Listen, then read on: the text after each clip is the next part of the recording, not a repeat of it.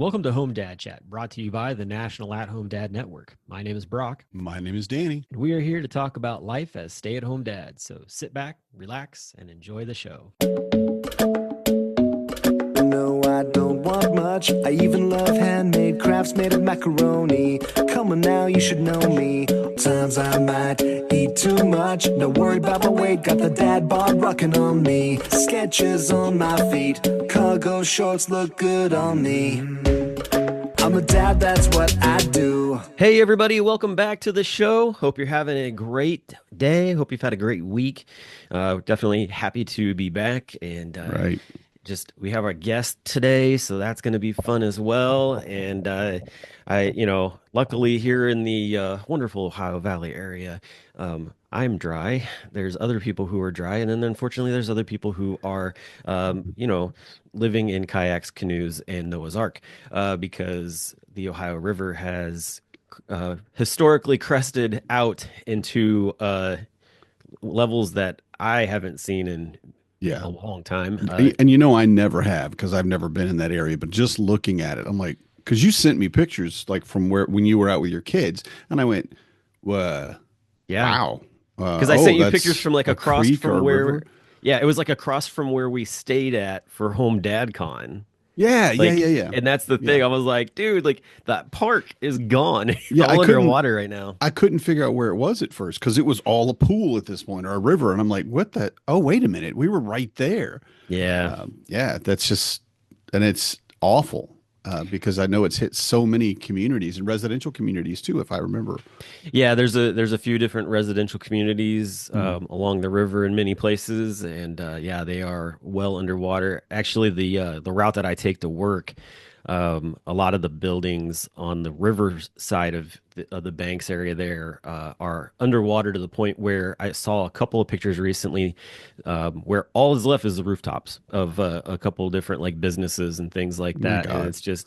it's gutting. Just like there's like a gas station. I know there's like a mom and pop gas station type thing there. There's a place called the Hitching Post, which is like the place to go get fried chicken and like all those like comfort country food type things, Hmm. and they're completely underwater as well, and it's really sad, and it's receding so slowly, more I think slower than what they expected it to, and so yeah, it's nuts. And then where I work at, our business was lucky enough to not have to deal with it, but all of our neighbors are in that area, and so like we're kind of just feeling everything out with that, and it's stressful.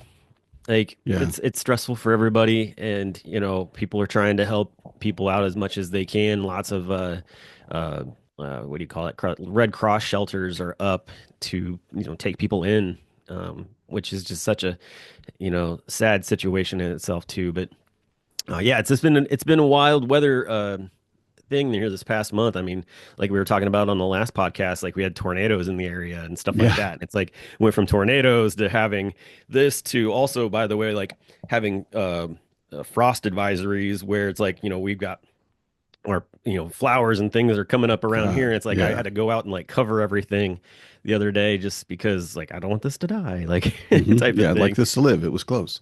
Not Yeah, good. so it's been wild. But yeah, so that's what's going on in the world of weather. Yeah. And as we should, we always start talking with weather. Hey, it wouldn't be two dads. It wouldn't be two dads and microphones if we didn't have that going on. So, Right? but we do have a great guest coming on. I think you're the one that kind of made the connection with Jennifer. I'll let you kind of talk about her. Yeah. Well, yeah, she actually approached the board or approached the community, I guess, and asked us if we could put out the information about the survey that they were doing. And it's all based around research that they're doing at Wellesley College for teaching, basically developing a program to teach dads to talk to their teens about sex and relationships. So good. And we were fortunate to get with them early when they were just starting out, and so able to help with some of the videos and the information. But it was an amazing group of dads and dads that I've never met before, right? So it wasn't like our own network. There were other network guys in the studies and what have you, but I didn't have any in my class that I recall. And it was just really cool because it was dads who wanted to be involved with their kids' lives. And I think that's the biggest part of what we really want for children and for fatherhood in general is just to be involved and have an involved parent, an involved dad specifically. And the the things that came up in this study and the questions that they came up with and the questions that the dads asked, it was amazing. It was just really, really cool because talking to your kids about sex, you know, what I mean, I didn't get a talk personally. There was nothing, and you just kind of, well, I guess I'll just figure it out.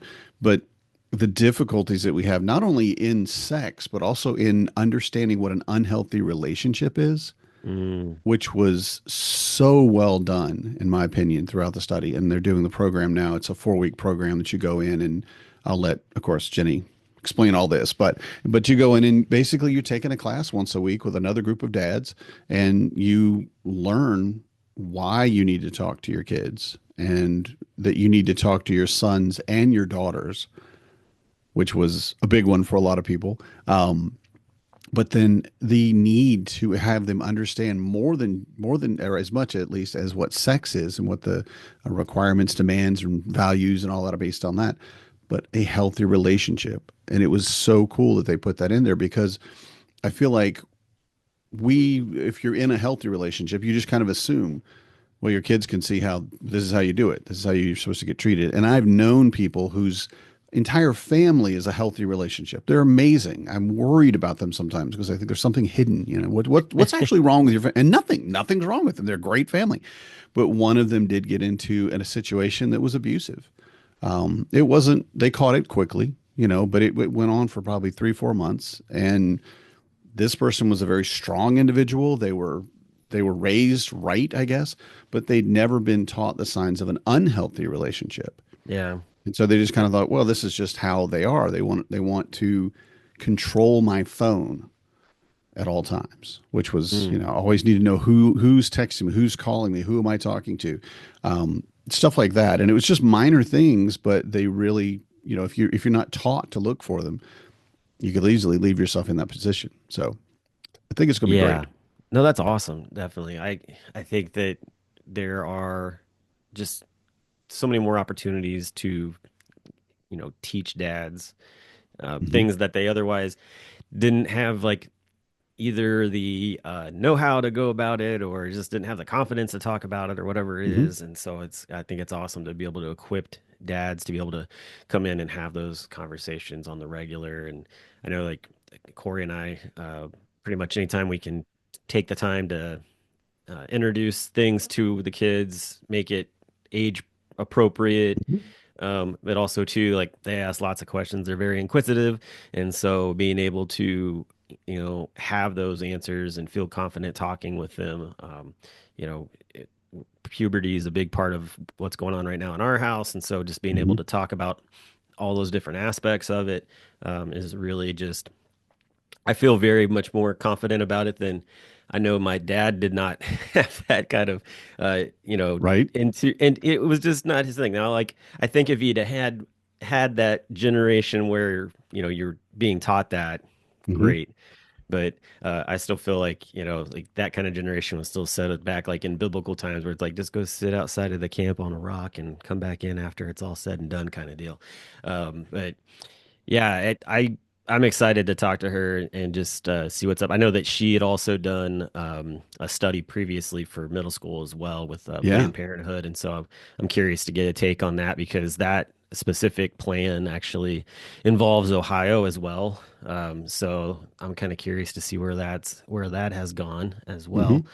Hmm. But yeah, excited to talk with her. I was trying to think. Oh, you mentioned the thing about this kind of jumped into my brain, but you were talking about how like you didn't really get the talk about sex or whatever. Hmm. I literally got a sit down with a creepy cartoon movie that apparently like Catholic families were being given back in the 90s that just showed everything. Like, I mean, it was complete like cartoon nudity. I remember it so clearly. It's traumatizing.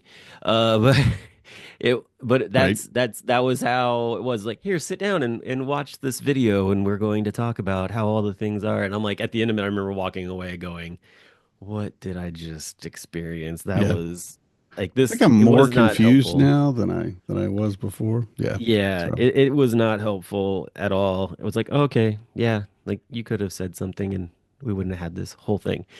So I'm glad that we've moved away from that.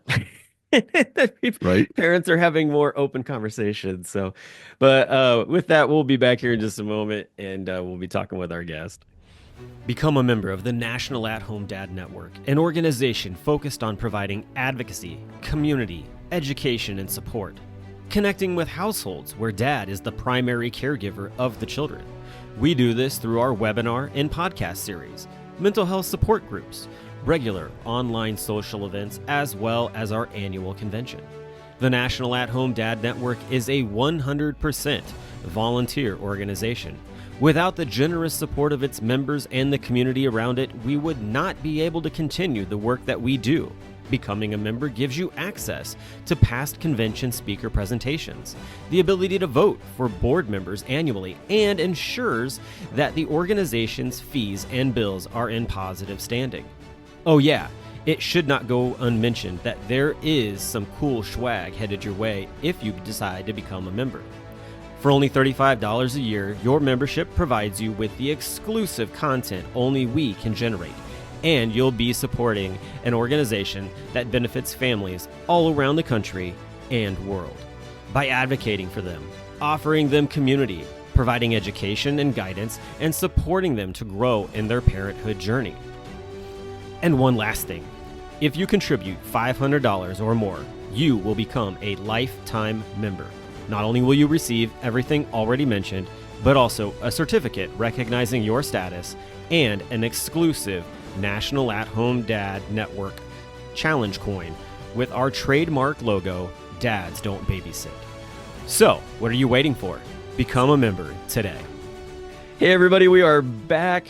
We were having a little bit of conversation about our, lovely differences and talking to our middle school and high school age kids and the lingo that we have versus the lingo that they have. But outside of that, one of the things that also is involved with that is the conversation of talking about sex education and, in puberty and just all those different bodily changes. And so we've brought with us today, we've got is it Dr. Jennifer? Is that you go by Doc or is it? Yeah, you can you can Yeah. call me Jenny. I do have Okay. a PhD, but I don't need to be called that. So Jenny works. All right. That Great.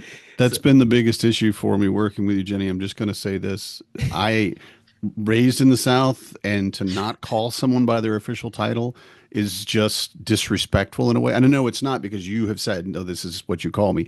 Mm. I'm all good with that. Every time I talk to someone else about you, I'm like, well, Dr. Grossman would like to be on the podcast Well, because it just that's seems good for the so, podcast, yeah, maybe. But it I seems so, appreciate you overcoming your Southern tradition and yep. just calling me Jenny because we're peers, right?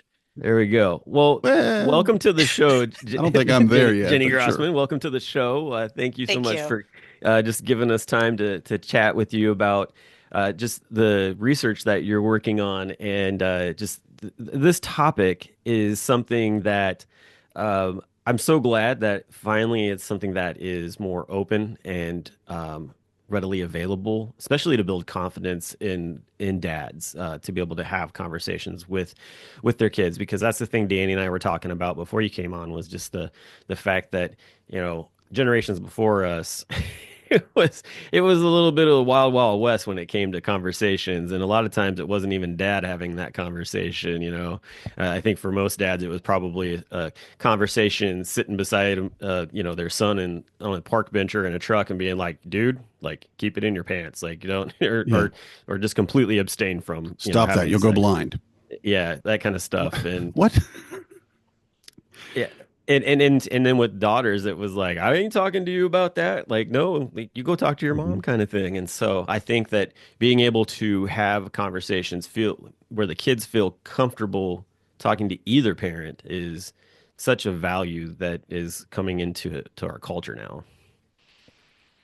Absolutely. Yep. And I will say that I've really enjoyed being a part of this program with you. It's been very, very enlightening for me. I've learned a lot. But more importantly, I've seen a lot of other dads who want to be involved, who want to be a part of their kids' lives, who want to know how to talk to their teenager about sex. And it's again, it's so very different from what we've always seen as the dad. If you picture what's a dad, it's not a caring, loving individual who comes in and teaches you about healthy relationships. That's just not usually what we'd picture. And it really is who we are now.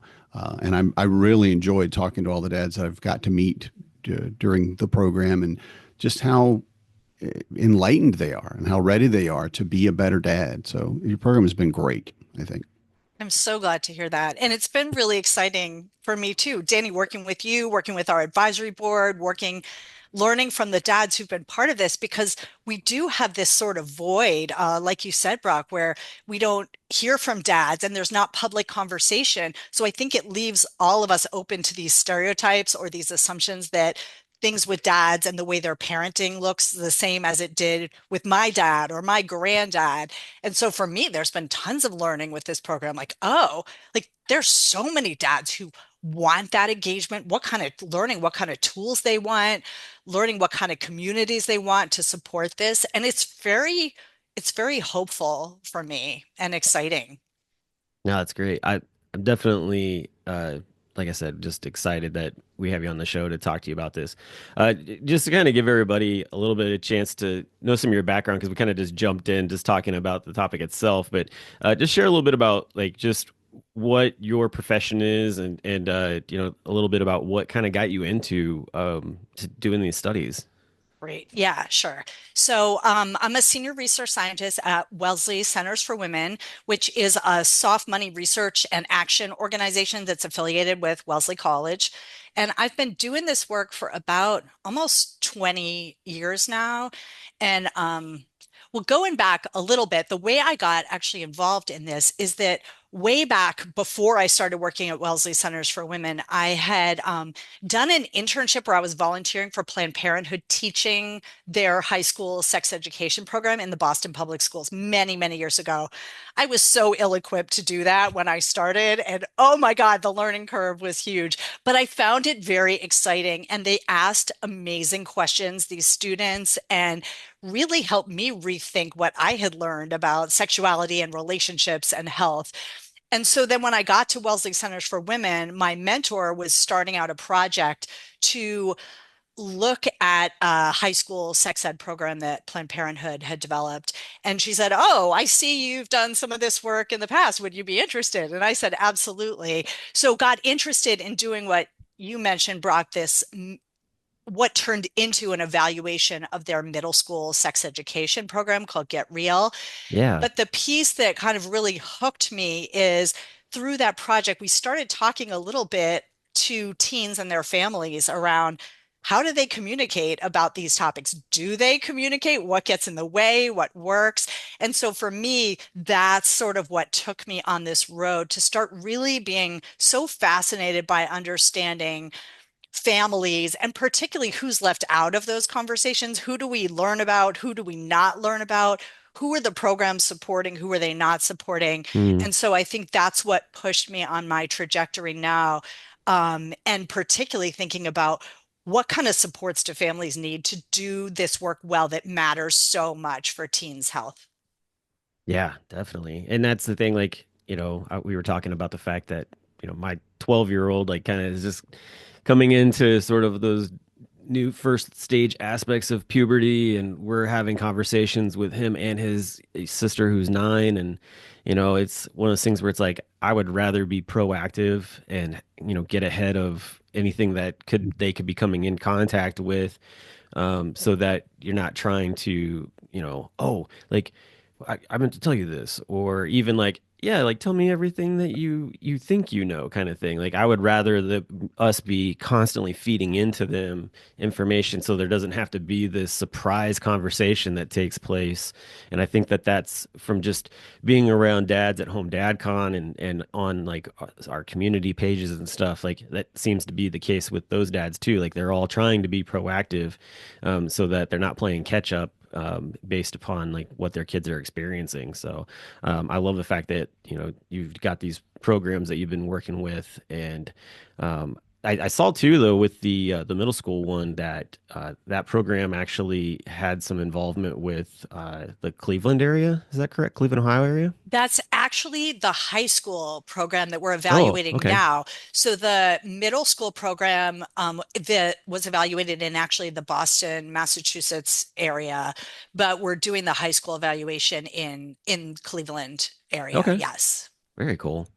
Yeah, I was gonna Yeah, say that's one thing just I north of me. just Oh, I'm gotcha. from Yeah. Cincinnati, so I mean it's north Oh, north, but okay. No, still like not still the so same state. far. Yeah. I'd Yeah, love to see it come down here to Cincinnati actually. There's so many schools and kids and everything, so yeah. Well, I just wanted to add to what you're saying. It's really great to hear that you and other dads are really focusing on that being proactive. I think that is so important. I think a lot of times parents have these worries that if they start these conversations and their teens aren't ready for them, that they're going to go out and like have sex earlier than they would have otherwise, or something bad's going to Yeah. happen.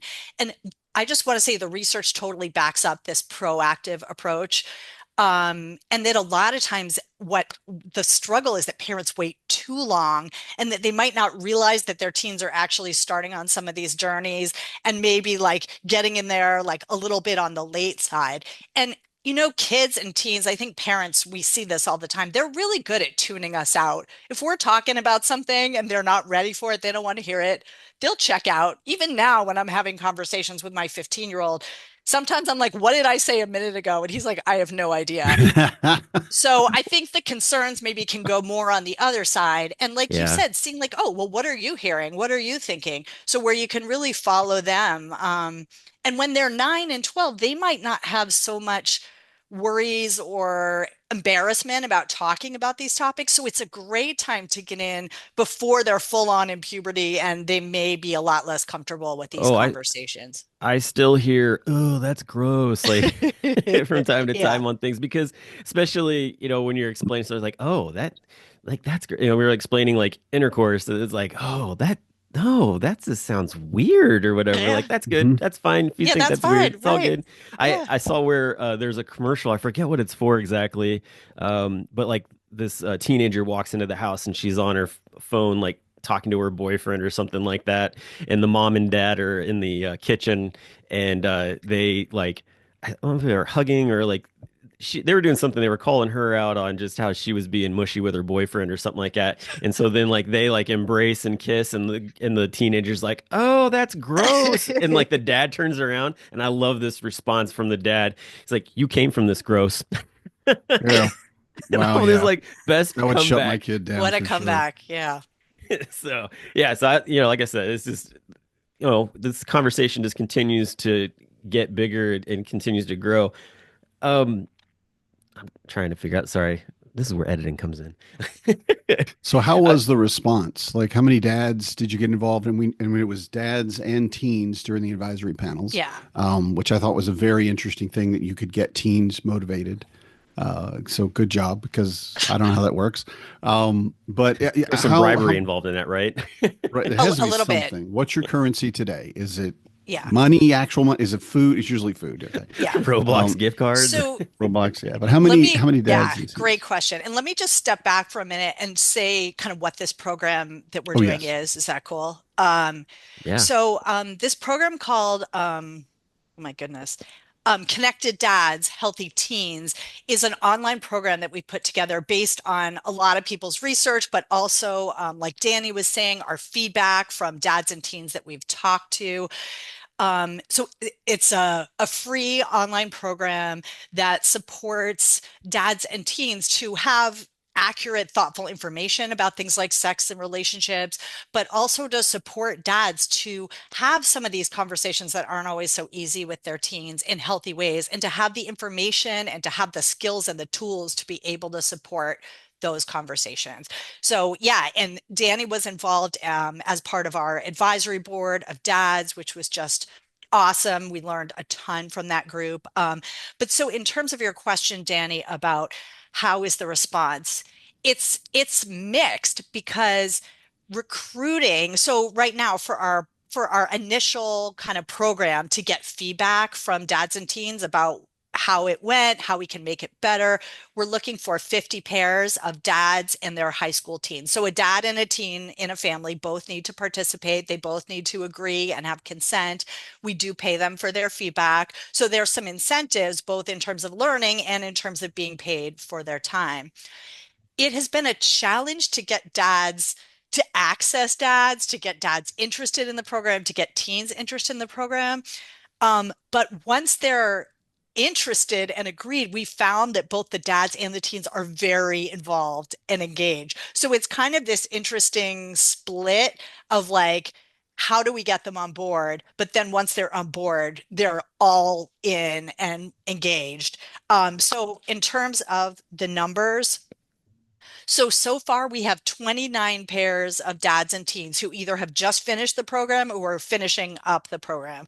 So we're looking for about another 20 pairs of dads and teens to participate. And if anyone's listening and is interested, hopefully Danny can, if you could share that Hmm. link for how to sign up if you are interested. So yeah, it's that really interesting split, and we're always trying to figure out how do we engage dads in research? How do we engage dads in programs? Because we hear from dads that they really want to be involved and that what they want or need isn't always the same as what moms want or need. But the ones who are always jumping to volunteer are the moms. So it's a challenge that we're still trying to learn how to do that better. Excellent. Yeah, definitely. I think that that is one of those, like you said, it's just one of those things that it's starting to grow. I love the fact too that you've got these dads and teens that are coming in. Um, that I guess I'm curious to know, like, so is it one of those things where the teen is finding this and is like, "Hey, dad, we should do this," or is the dad like, the one that's bringing them in? Like, I don't know if that's part of like a survey question or whatever. Like It's a when you're great like, it's a whose idea great is this? question. Yeah. And so we actually debated that same question a lot when we were trying to figure out how to set this up. Do we go through the teen? Do we go for the dad? And we thought in the end that probably the dad was harder to get, so that we were going to start by try to reach dads. Dads are also the ones who can give consent for their teens if they're under 18. So we needed dads to be on board in order to even have permission for the teen to be part of the project. So we have been mostly reaching out to dads, but as we've gone through these challenges of reaching dads, we've actually just started outreach to teens to see if maybe that would work better. Yeah. If you have any thoughts or experiences, I would love to hear them on that. We have not found that sort of magic formula yet. Yeah. Yeah, and I'm sure some teens are probably like, I don't want to talk to my dad about this stuff. And you get others that Yeah. are, maybe a little more open to it for sure. So I'm sure like the teen engagement is definitely interesting. I'm curious too, though. Do you do like a sort of like an entry interview and then like an exit interview to like sort of see like where they began and where they ended up at the end of the program? You've got a real research mindset. I love that. So we don't do an interview at the beginning and the end, but we do have a survey for them to take online at the beginning and the end. So we can look at things like, oh, do you understand some of the information better? Do you feel more confident as a dad in having these conversations? Have they gotten easier? Do you feel like you have more skills? So those kinds of things. And we are actually just starting interviews that we're doing at the end of the program to see what the program was like for dads and teens, to hear their feedback in a more in-depth way than you can get in a survey. So yeah, we're really interested in dads and teens experiences. As Danny has seen, the program is still, it's sort of like an early draft. We're trying to improve it. We put it together. And so throughout the program, for each lesson, we ask dads and teens, okay, what did you think? What was good about it? What was bad? How can we make it better? Because we really want to make this as strong as we can. Yeah, it's Definitely. been good work too. It has been very impressive the speed at which you can make changes too.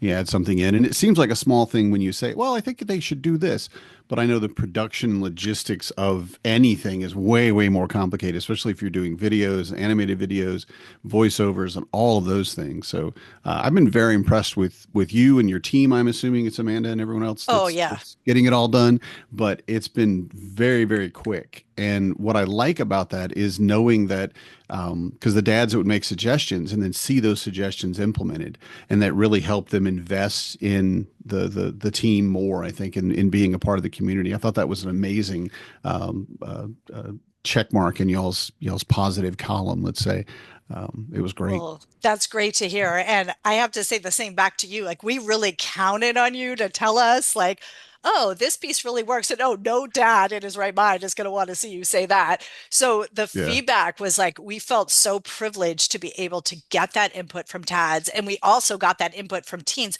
who, I know you said, Danny, like, how'd you get those involved teens? Oh my God, these teens were very invested. And the interesting thing for I think I may have mentioned this to you before, Danny, but our advisory board meetings, for the dads, they're all on camera, they're all like engaged, the meetings go long.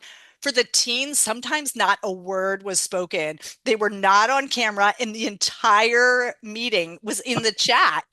It was, which, Yeah. a lot of people said to me afterwards when I asked some young people, they were like, yeah, of course, but we weren't expecting that.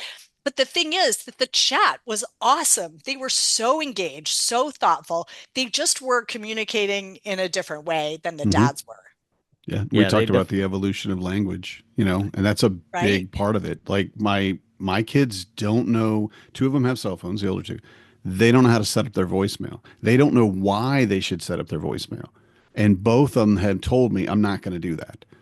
And I'm like, I get the world you grew up in and you live in, but business, if you want a job, you need to have a voicemail at the very least, just for that. And still, my 18-year-old, he doesn't have his set up, and he's like, meh, they can text me. I'm like, that's not how this works. But See, I run into that again, with my different wife. generation She's is, 5 years younger than me, and there are times where like I'm wanting to find out information for something, and she texts like her friend about it, and like is waiting and waiting, and I'm like, just call them and talk to them because you'll get the answer immediately. no, Obviously, they have their sorry, phone with them, and you're nope, she wrong. refuses to do it, and then I'm just like, oh, this is so annoying, and I feel like in some ways I'm just like, okay. This is what it's going to be like with the kids. And it is Exactly. because my oldest has an Apple Watch and I tend to get text messages from him, but he knows I'm not typically going to text him unless it's something like, "Hey, I'm here, come out like to pick you up" type of deal.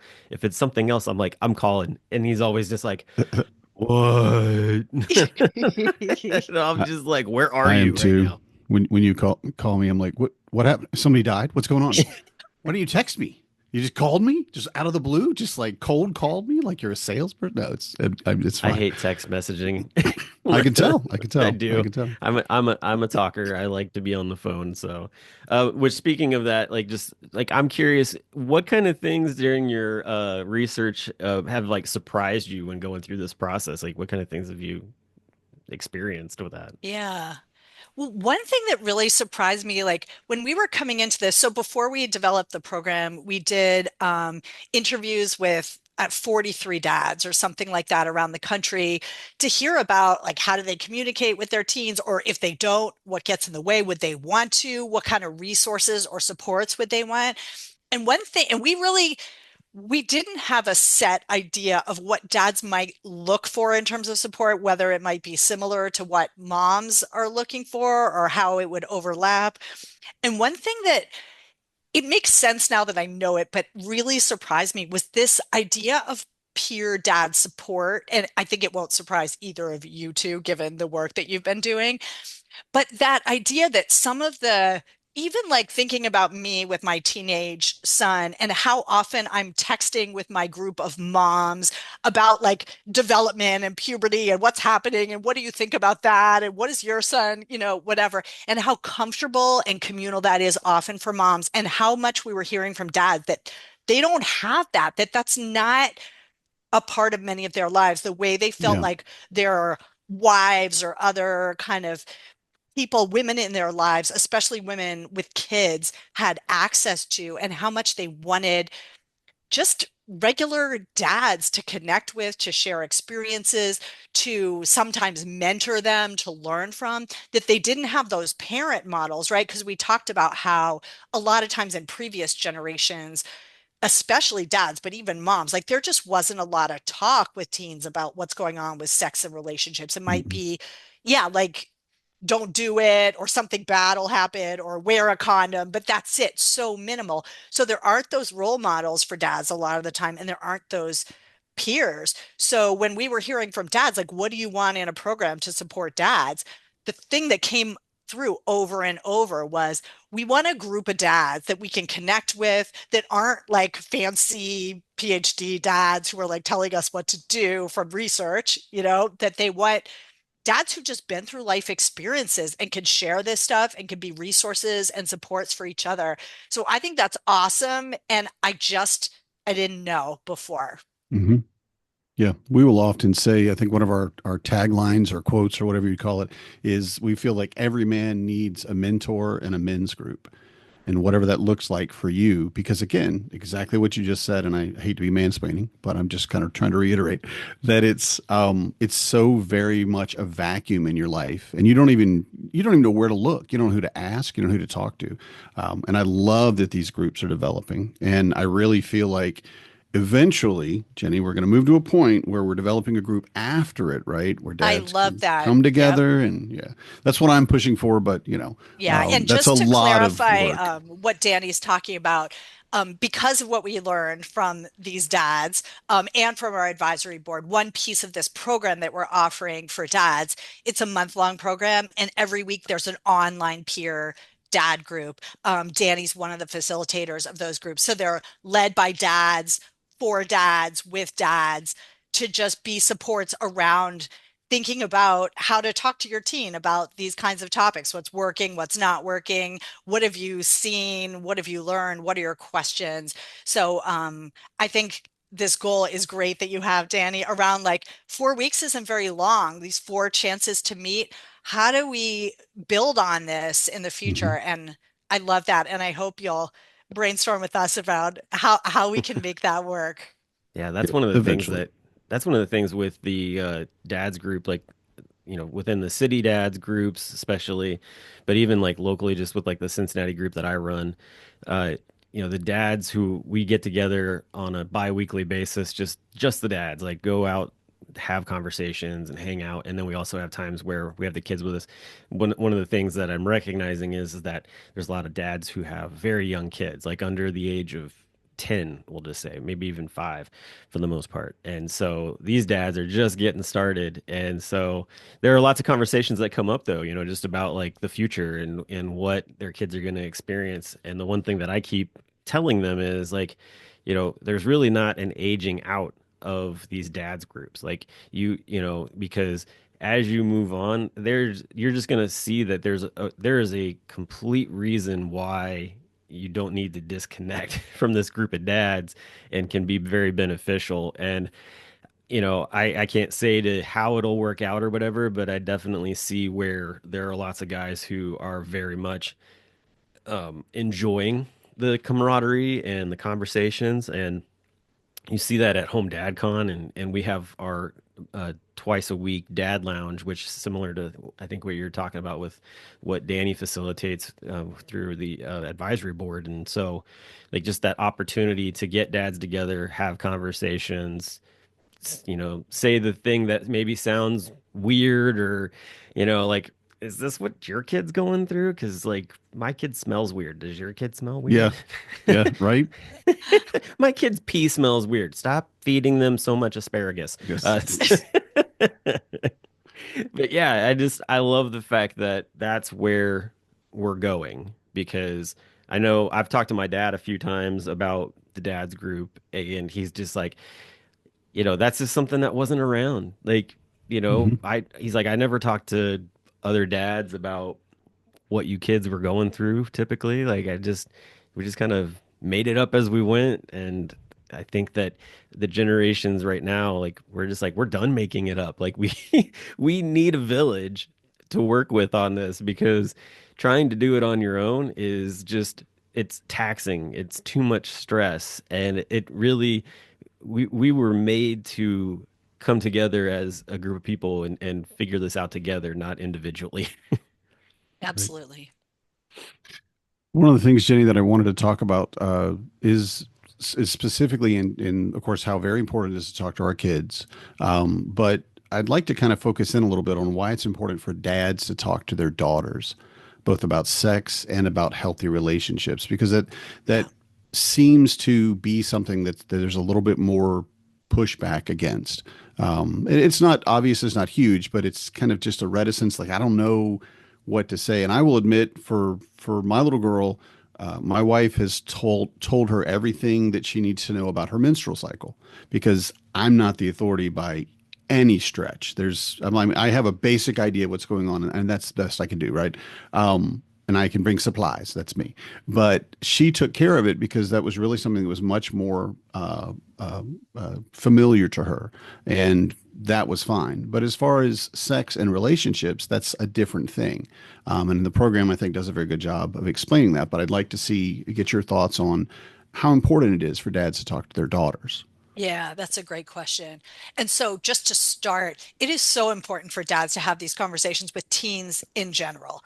Um, and there is research to show that when dads talk to their teens in open and consistent ways over time, that it teens are more likely to delay sex, they're more likely to have healthy relationships, they're more likely to use protection when they do have sex. So there's a lot of positive outcomes that are true for our kids, whatever gender they are, that those dad conversations matters. But I'm glad you honed in on daughters, particularly because I think you're right. There's a lot of particular, some of it's taboos, some of it's maybe just discomfort and not being sure. Should I be part of those? Is it appropriate? Do they want me to be part of those conversations? Um, there's some great research out there where people asked daughters, do you want to hear from your dads? And it was really interesting because it was not subtle. The answer was very clear, yes. And it doesn't mean that your daughter wants to be excited about every conversation you have with her about sex and relationships, right? These Right. conversations can be hard and awkward and uncomfortable. But daughter said, yes, it matters to us. We see our dads as important supports, as guides, as educators. They bring different perspectives than, say, a teen who has a mom as well. So they can talk about what was it like being a teenage boy? How do teenage boys think? Like, this is valuable information to have so that there's a lot of reasons to have those conversations, even if they feel uncomfortable and even if you're not sure that they're wanted. I think one piece that is also important is if there's another parent in the picture, for dads to be having those conversations with their partners, with the teen's other parent around, like, okay, like you said, Danny, like, okay, maybe periods that's a mom thing. Okay. I can support in any way you want, but are there other pieces? Like, how can we collaboratively do this work? But the research really shows that it's not, dads matter over and above moms. So even if a mom is doing an awesome job being so engaged with her teen around these topics, dads have a role to play and it matters. And so I hope that message comes really loud and clear to dads that what they bring is really important, both in parenting in general and particularly around this topic. Yeah, no, definitely. I was thinking about that. Like, I don't know if you know the comedian Bert Kirschner. He's very he's the guy that typically he doesn't have his t-shirt on when he does his stand-up act. He's He's the very machine. involved. He's the machine. Yes, exactly. That's the other part. But he has a thing where he talks about how his daughter, when she got her period, she was talking to him about the fact that she was going to have a period party at the house, and she Wow. invited like two boys with to it as well. And Mhm. I guess like well, there was just a whole bunch of comedic things that took place in it, and he was asking like like I completely understand like why you want to have the party, totally get that. Like, why did you invite these two boys? Like, what is that all about? Like, are you trying to Uh, traumatize them? Like, what's the deal? No. But even to the point where they got like a red velvet cake Hmm. that they like cut into, and it was like just all kinds of chaos with Celebrate. that. Yeah, they were Celebrate. celebrating though. It was really funny, but definitely check out that check that out because he's just an interesting guy Oh and yeah. all.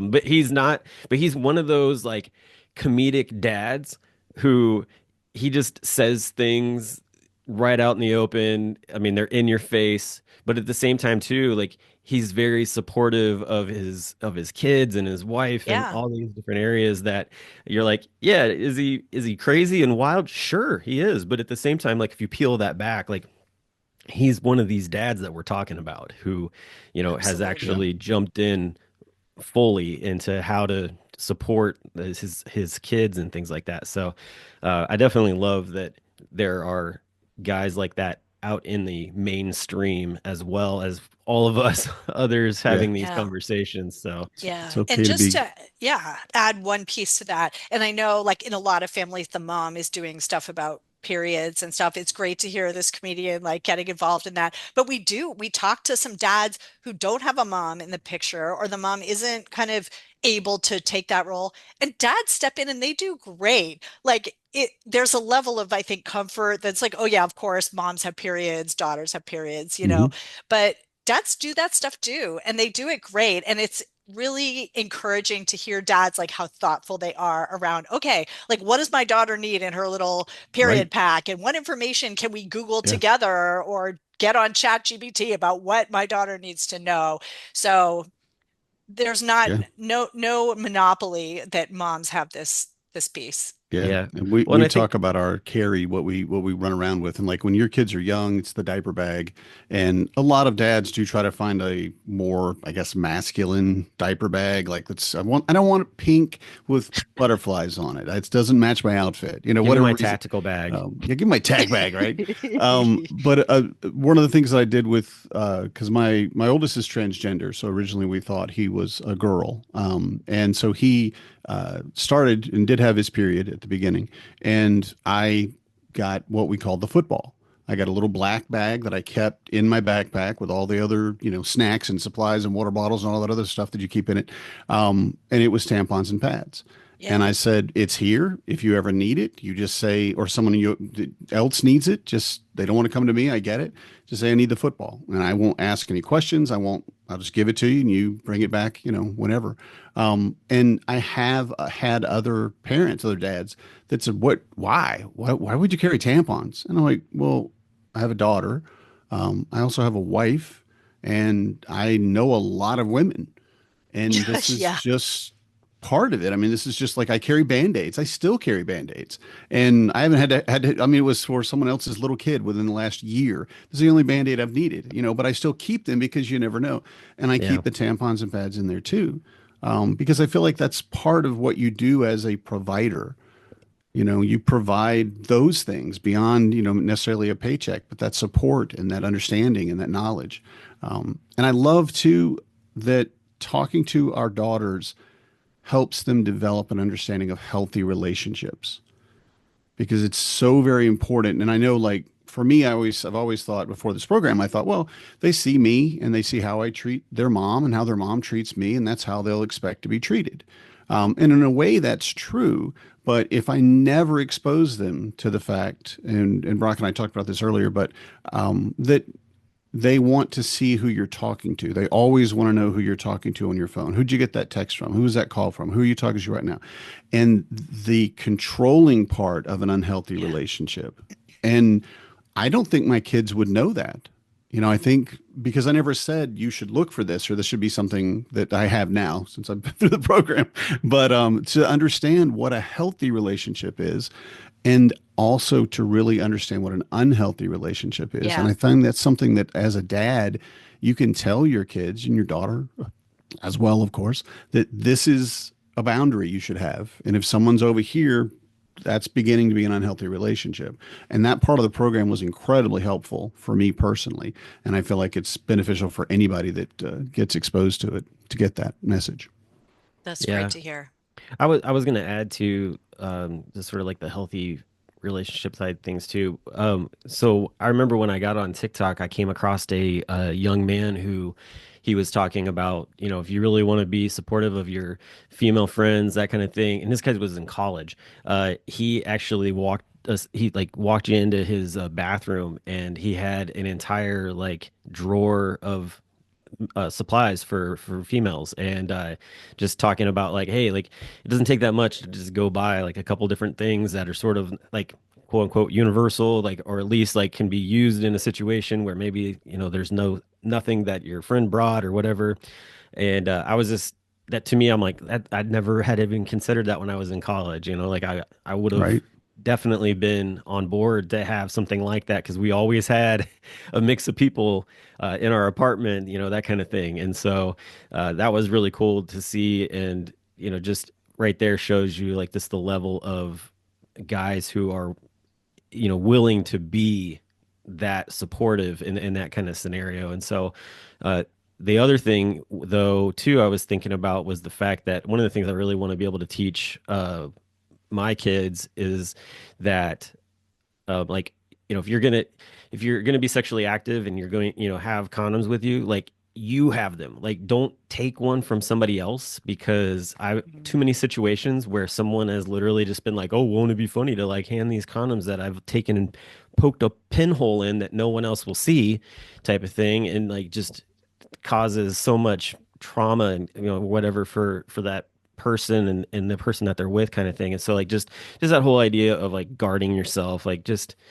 on different levels, especially like going to the bars, like don't leave your drink sitting around because you don't want Yeah. something to happen in that case. And, all those different aspects are all things that need to be talked about with your kids. And I think sometimes just depending on what you experienced or whatever, like it helps like in that community setting, somebody else brings it up as well. You're like, oh, like I didn't even think about that before, kind of thing. So that's another reason why having a group of people around is a good idea.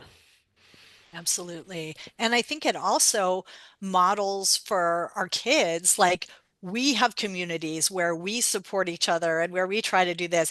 And some of those things, like even thinking about like if you're going out on a first date and you're not sure if you trust someone, or if you're in a bar, like, okay, how do you use your community, your peer community? How can you support each other? Whether it's like keeping some tampons in your bathroom, or whether it's being, someone who, if your friend texts you, you can like show up at a restaurant and be like, okay, we have an emergency, you got to go now. Whatever those backup systems are, I think the more we develop them in our own lives and talk to our kids about them, the more they see those models and the more they can develop them. Because we can't always be that person who's there with them as they're going out and exploring some of these things, but we can help them build their own close communities. And of course, be that resource. If you ever need me, text me, I will be there, or Right. call me, whatever that is. Yeah. Yeah, definitely. Yeah. So a couple quick things here before we hit our time. I was just wondering, what are like one or two sentence tips, things that would be good to talk to your teens about, that we kind of give as a little bit of a tool for our listeners out there. So what kind of topics, or more like how to talk, or what are you thinking? Just like, like what are a couple of just like, I guess, like things that you would share to a dad who's maybe like, I just don't even know where to begin. Like, Yeah. Yeah. Yeah. Well, one thing, a lot of teens get some kind of sex ed in school. It varies a lot what they get. So that's always a question, especially in middle school. Oh, do you learn anything in your health education class? What did you learn? Um, if you're ever like, we often look for what are these moments where there's something the teen is doing, maybe something one of their friends, they're talking about how they're in a relationship, or you see something on like YouTube with them around relationships. What's that about? Or you hear a song on the radio. So just asking them, what do you think about that? Is that a healthy thing? Is that a messed up thing? Are all your friends doing that? What do you think? So really just looking for these opportunities where you don't have to artificially start a conversation, and just thinking of something that the teen saw or heard or mentioned to you, and then just being curious about it. We've heard from a lot of dads that, they always feel like they should be telling the teens how it is, what they should do. And it's not that there's never a role for that, but being curious about your teen's experience, listening and hearing your teen's perspective, and showing your openness to engaging with them around these topics, that you're not going to get embarrassed, that you're not going to judge them. So I think just looking for those moments. Another thing we talk about is opportunities when you're not in direct eye contact. So you don't have to be like sitting and like staring deep into each other's eyes. So it might be playing a video game together. It might even be like, oh, like that girl is kind of dressed like her breasts are really showing, or what do you think about that? Why do you think they designed it that way, or whatever it is? It might be if you're cooking together, it might be if you're in the car and you're both looking different ways. So looking for chances where you don't have to be all in, you could be kind of doing a couple things at once, and where it's just low key, casual, and try it out. And if it doesn't go anywhere, you'll have another opportunity. You're with your kids. Just keep looking and thinking about it as not a conversation, but look for your moments throughout development, whether they're 3 and they're curious about themselves in the bathtub, or whether they're 15 and they're wondering if they should call a girl or text her, whatever it is. That was a Yeah. little longer than you asked, but No, I No, it like was it. It's great. great. Yeah, It was great definitely. because it's a complicated subject. I it is. mean, it's really, there's so much that you need to know. And I am so glad that you're teaching us. Yeah, definitely. We try. I say I know that I one of the things I do is I'll gauge my son on just sort of like his attractiveness to girls. Be like, hey, like like what do you think of that girl? Like, you're like, is she cute? Do you? And he's always just like, just a girl. Okay. But Yeah. he's completely fine. Like he's like, no, I'm just me. I'm here, and I'm like, okay, cool. Like, just curious to see where you're tracking, so that we're on the same Yeah, page. just checking in. Yeah, I was, and so yeah, I kept hoping with my son that, okay, cool. So you're a boy. Cool. That's cool. Um, but he's also gay. So we can't ogle women together. He doesn't like cars. I don't know. I'm reaching. I had to find some other stuff. You And got now to keep it's looking, just, you got to right? keep That's what looking. Yeah. that's what Find dad's got something. to do, is you have to find Right. where your kids are and meet them. But it's Yep. work sometimes. yeah, Yep. exactly. Well, hey, I'm curious just to kind of put this out here before we end. What are ways that dads can get in touch with you and find out more about what you're doing and just being able to get involved? Because, like you said, you're trying to get to 50 couples and you're at 29 right now. Yeah, absolutely. So we would love to hear from dads who want to get involved. There's a link, and I don't know what's the best way for me to share it with you. I'll put it in Where our show notes. You can just put it in the email and I'll take care of. That would be awesome. So I'll do that. So it's just a quick link. There are like maybe 6 or 7 questions that you fill out a quick survey, to say like where you live, if you're interested, if you have a teen in high school, things like that. And then we'll reach out to you and send you a consent form, for yourself and for your teen if they're under 18. And yeah, it's not a huge time commitment, and we really want to hear from dads and their teens. We hope that the program will be helpful, and we also pay you for your time and involvement. So yeah, we would love that.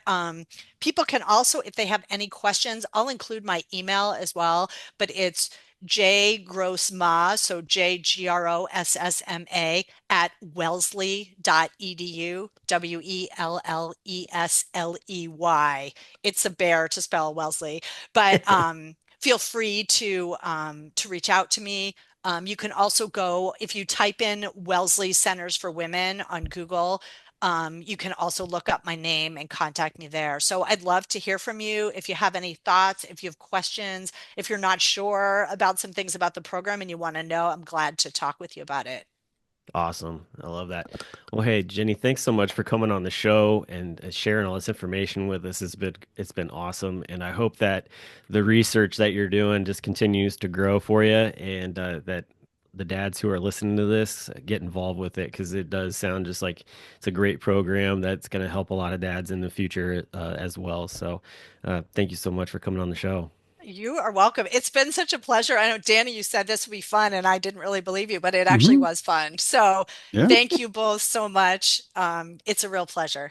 Awesome. Well, and for everybody else, thanks for listening, and we will talk to you all again next week. Have a good one. Good night, everybody. I'm a dad, that's what I do.